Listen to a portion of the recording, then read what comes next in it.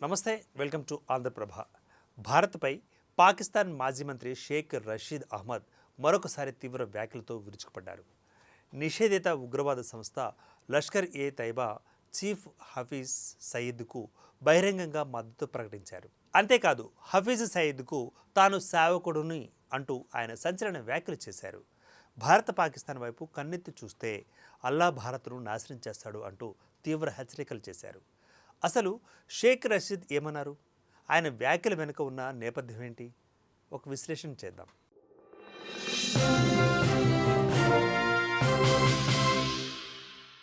15 August వేడుకలకు భారత్ సిద్ధమవుతున్న వేళ పాకిస్తాన్ మాజీ మంత్రి షేక్ రషీద్ అహ్మద్ వివాదాస్పద వ్యాఖ్యలు చేశారు. లష్కర్ ఏ తైబా చీఫ్ ఉగ్రవాది హఫీజ్ సయీద్పై ప్రశంసలు కురిపించారు. హఫీజ్ సయీద్కు తాను సేవకుడిని అంటూ షేక్ రషీద్ ప్రకటించేశారు.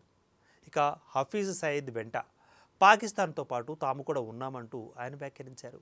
భారత్ పాకిస్తాన్ వైపు కనీసం కన్నెత్తి చూసినా అల్లా భారత్ను నాశనం చేస్తాడంటూ షేక్ రషీద్ తీవ్ర వ్యాఖ్యలు చేశారు.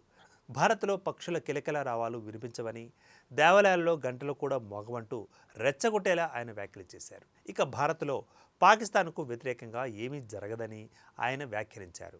గతంలో అమెరికా పర్యటన సందర్భంగా తన ఫోన్లో హఫీజ్ సయీద్ ఫోన్ నంబర్ను అధికారులు గుర్తించారని షేక్ రషీద్ వెల్లడించారు. ఆ కారణంగానే తనను అమెరికా నుంచి బహిష్కరించారని కూడా పేర్కొన్నారు. షేక్ రషీద్ చేసిన ఈ వ్యాఖ్యలకు సంబంధించిన వీడియో ప్రస్తుతం సోషల్ మీడియాలో వైరల్గా మారింది.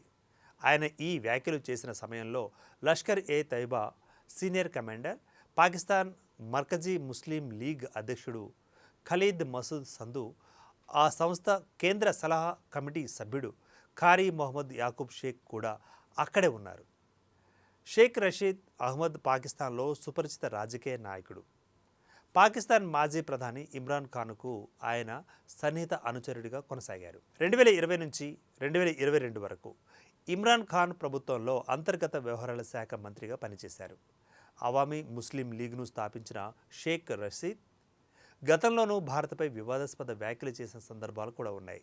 ఒకవైపు ఉగ్రవాదంపై అంతర్జాతీయంగా పాకిస్తాన్పై ఒత్తిడి కొనసాగుతున్న వేళ నిషేధిత ఉగ్రవాద సంస్థ అధినేత హఫీజ్ సయీద్కు పాకిస్తాన్ మాజీ మంత్రి బహిరంగంగా మద్దతు ప్రకటించడం ఇప్పుడు చర్చాంశంగా మారిపోయింది.